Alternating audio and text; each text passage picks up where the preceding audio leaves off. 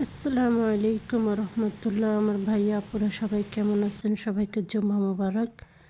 আজকে আমি একটা চিকেন তান্দুরি বানানোর রেসিপি শেয়ার করতেছি। আশা করি সবার ভালো লাগবে। আজকে আমি এটা ঘরোয়াভাবে এই চিকেন তান্দুরিটা বানাবো, একবারে ঘরোয়া মশলা দিয়ে। আমি এখানে 2 পিস লেগ পিস নিয়েছি, আর 1 পিস বুকের মাংস নিয়েছি। এখানে 3 পিস মাংস নিয়েছি আমি।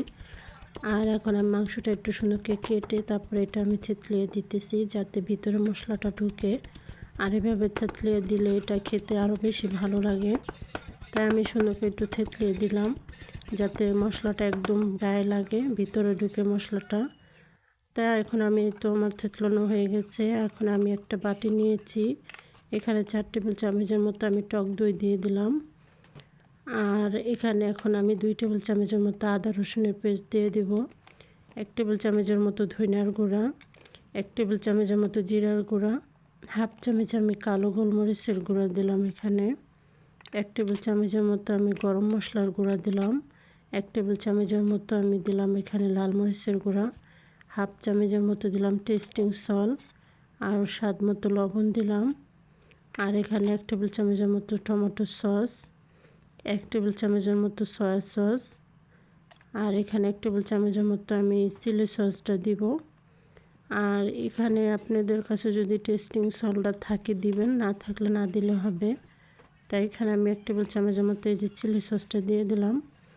আর এখানে অর্ধেকটা মাজি দিছি, যদি মাজি থাকে তাহলে দিবেন, আর না থাকলে না দিলে হবে, সমস্যা নাই। তো এখন আমি এই যে মশলাটা সুন্দর করে একটু মিলিয়ে নিলাম। তারপরে আমি সব মাংসগুলো এখানে দিয়ে দেব। দিয়ে একটু ভালো করে মিক্স করে নিতে হবে, একটু সময় নিয়ে ভালো করে এটারে মশলাটা যাতে একদম মাংসের ভিতরে গায়ে লাগে, এভাবে করে সুন্দর করে ম্যারিনেট করতে হবে।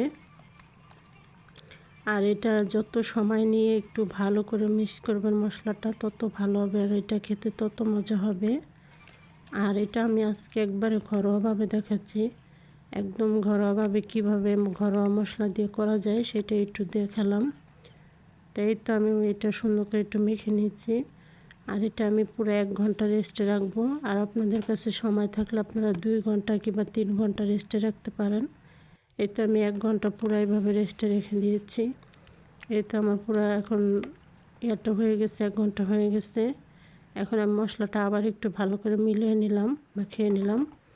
আর এখানে আমি ফ্রাই প্যানে তেল দিয়ে দিয়েছি। এখন তেলটা গরম হয়ে গেলে এখানে আমি চিকেনগুলো দিয়ে দিব। এই তো চিকেনটা দিয়ে দিলাম। আমি এখানে সব চিকেনগুলো দিয়ে দিতেছি। আর আপনাদের কাছে যদি সরিষার তেল থাকে তাহলে সরিষার তেল দিয়ে এভাবে করে ভেজে নেবেন।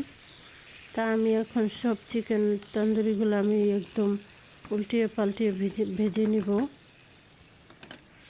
আমি এটা সুন্দর করে ভেজে নিব। আর আমি এটা একটু ঢেকে দিতেছি, যাতে একদম ভিতরটা যাতে একদম নরম সফট হয়, তার জন্য।